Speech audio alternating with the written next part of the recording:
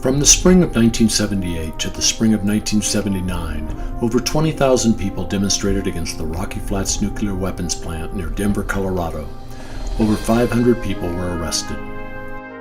It was called the Year of Disobedience, and it was galvanized by the same man who 7 years earlier had leaked the Pentagon Papers to the press, helping to end the Vietnam War. Daniel Ellsberg, in his iconic cowboy hat, would become a recognizable figure at Rocky Flats as he helped launch the anti-nuclear weapons movement through non-violent blockades of the railway and symbolic die-ins commemorating the bombings of Hiroshima and Nagasaki. Rocky Flats was eventually closed, but Daniel Ellsberg continues his mission to rid the world of nuclear weapons.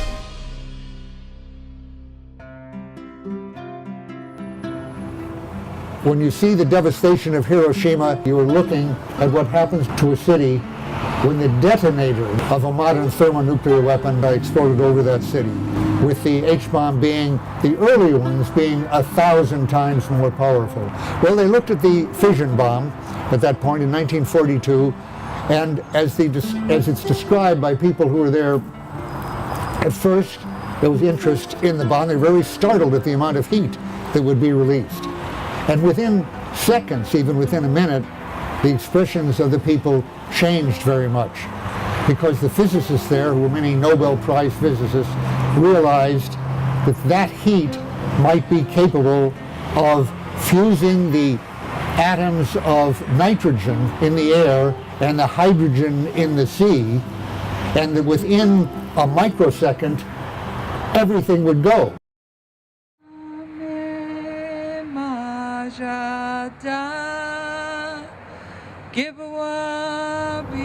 Those of you who intend to get arrested, we would ask you to please sign up now. Sign up as soon as you can, so we know who is going to get arrested.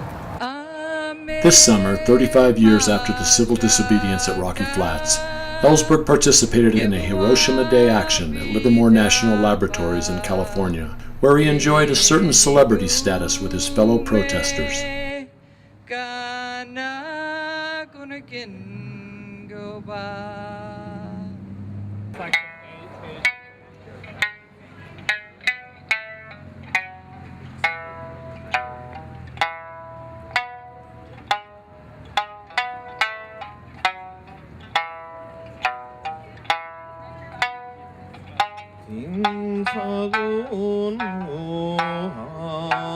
Outrageous, it's disgusting, it's obscene that a place of learning should be using their talent and their creativity to design weapons that have the capability of ending life on Earth.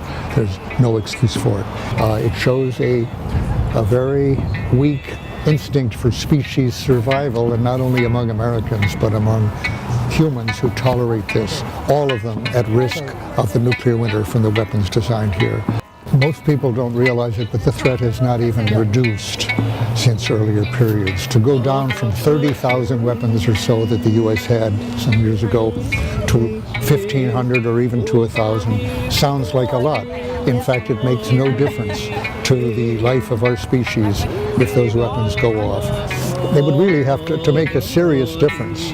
It would have to go down to the level of tens, or the kind of level, let's say, that China has right now.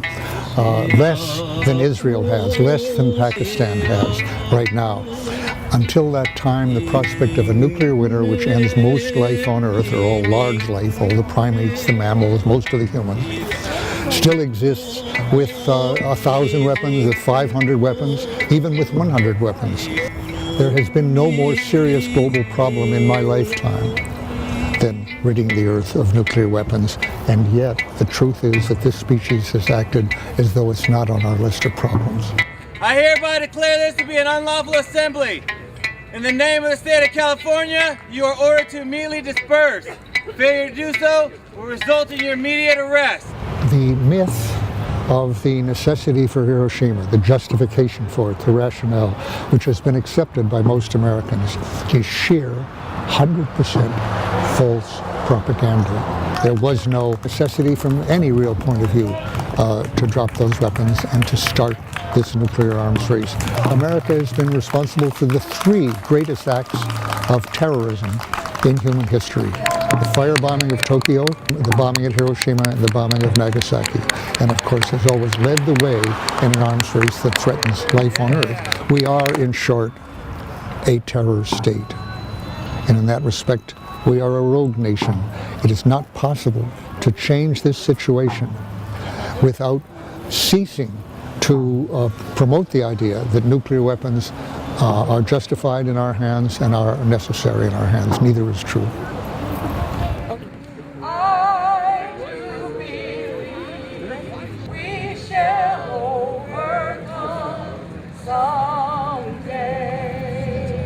You're in violation of California Penal Code Section 647C, trespassing. On behalf of the state of California, I demand that you leave immediately. If you fail to leave, you will be arrested. I like to be with people who are willing to put their bodies on the line and say to the people at Livermore, you can't do this without arresting Americans. You can't do it except over our bodies. We withdraw our consent from that. It's a sad occasion for having to do it, but this is one of the happier days in my life to be with people who feel that strongly and are willing to change their lives to do this. These are people I want to be with and work with.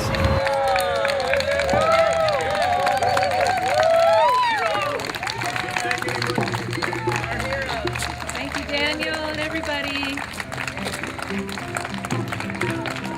Run Ellsberg, the hero.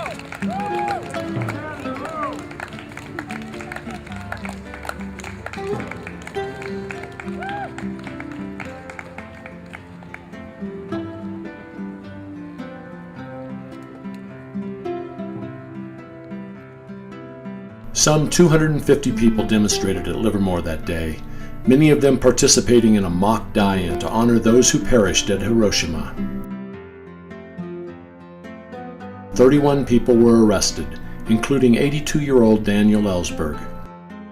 It was his 85th arrest for civil disobedience.